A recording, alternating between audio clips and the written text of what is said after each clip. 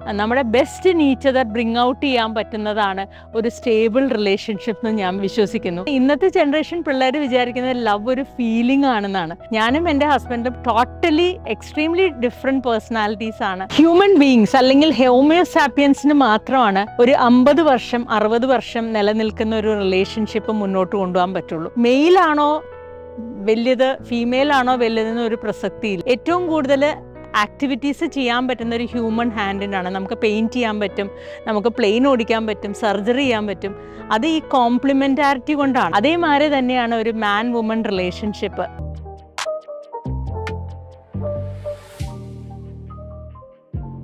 Human beings അല്ലെങ്കിൽ ഹോമിയോസാപ്പിയൻസിന് മാത്രമാണ് ഒരു 50 വർഷം 60 വർഷം നിലനിൽക്കുന്ന ഒരു റിലേഷൻഷിപ്പ് മുന്നോട്ട് കൊണ്ടുപോകാൻ പറ്റുള്ളൂ. അത് ആക്ച്വലി പറഞ്ഞാൽ നമ്മുടെ ഹ്യൂമൻ ഹാൻഡ് ആണ് ഏറ്റവും ഇവോൾവ് ആയിട്ടുള്ള ഹ്യൂമൻ ഹാൻഡ്. ഇതിൽ തമ്പാണോ വലുത് ഇൻഡെക്സ് ഫിംഗർ ആണോ വലുതെന്ന് ചോദിച്ചാൽ ആക്ച്വലി നമ്മൾ അനാറ്റമി പഠിക്കുമ്പോൾ മനസ്സിലാവും തമ്പും ഇൻഡെക്സ് ഫിംഗറും സെയിം ലെങ്ത് ആണ്. ഞാൻ പറഞ്ഞു വന്നത് ഇതിൽ മെയിലാണോ വലിയത് ഫീമെയിൽ ആണോ വലുതെന്ന് ഒരു പ്രസക്തിയില്ല. നമ്മുടെ കോംപ്ലിമെൻറ്റാരിറ്റി, നമുക്ക് ഏറ്റവും കൂടുതൽ ആക്ടിവിറ്റീസ് ചെയ്യാൻ പറ്റുന്ന ഒരു ഹ്യൂമൻ ഹാൻഡിനാണ്. നമുക്ക് പെയിൻറ്റ് ചെയ്യാൻ പറ്റും, നമുക്ക് പ്ലെയിൻ ഓടിക്കാൻ പറ്റും, സർജറി ചെയ്യാൻ പറ്റും. അത് ഈ കോംപ്ലിമെൻറ്റാരിറ്റി കൊണ്ടാണ്. എന്ന് വെച്ച് കഴിഞ്ഞാൽ ഈ തമ്പ് ഇങ്ങനെ താഴേക്ക് ഇറങ്ങി ലാറ്ററലി റൊട്ടേറ്റഡ് ആയതുകൊണ്ടാണ് നമുക്ക് പല വക ആക്ടിവിറ്റി ചെയ്യാൻ പറ്റുന്നത്. അതേമാതിരി തന്നെയാണ് ഒരു മാൻ വുമൺ റിലേഷൻഷിപ്പ്. ഞാനും എൻ്റെ ഹസ്ബൻഡും ടോട്ടലി എക്സ്ട്രീംലി ഡിഫറെൻറ്റ് പേഴ്സണാലിറ്റീസ് ആണ്.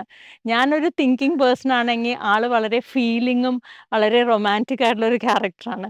അതേമാതിരി ഞാൻ വളരെ അക്കാഡമിക്കലി ഫോക്കസ്ഡ് ആണെങ്കിൽ ആൾ വളരെ ക്രിയേറ്റീവായിട്ടും കുറേ കലാപരമായിട്ടുള്ള ആക്ടിവിറ്റീസ് ഉള്ള ഒരാളാണ്. അപ്പം ഞങ്ങൾ രണ്ടുപേരും കമ്പൈൻ ചെയ്തത് കൊണ്ടായിരിക്കാം നമ്മൾ ഈ രണ്ട് ടാലൻസും പുറത്തൊരു കൊണ്ടുവരാനായിട്ട് പരസ്പരമായിട്ട് അങ്ങോട്ടും ഇങ്ങോട്ടും സപ്പോർട്ട് ചെയ്ത് ബെസ്റ്റ് ഓഫ് ഈച്ച് അതർ കൊണ്ടുവരാൻ പറ്റിയത്.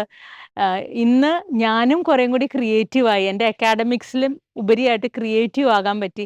അതേമാതിരി അദ്ദേഹത്തിനെ കുറേം കൂടി അക്കാഡമിക്കലി പ്രോഗ്രസ് ചെയ്യിപ്പിക്കാൻ പറ്റി. അങ്ങനെ അങ്ങോട്ടും ഇങ്ങോട്ടും കോംപ്ലിമെൻറ്റ് ചെയ്ത് നമ്മുടെ best in each other bring out ചെയ്യാൻ പറ്റുന്നതാണ് ഒരു സ്റ്റേബിൾ റിലേഷൻഷിപ്പ് എന്ന് ഞാൻ വിശ്വസിക്കുന്നു.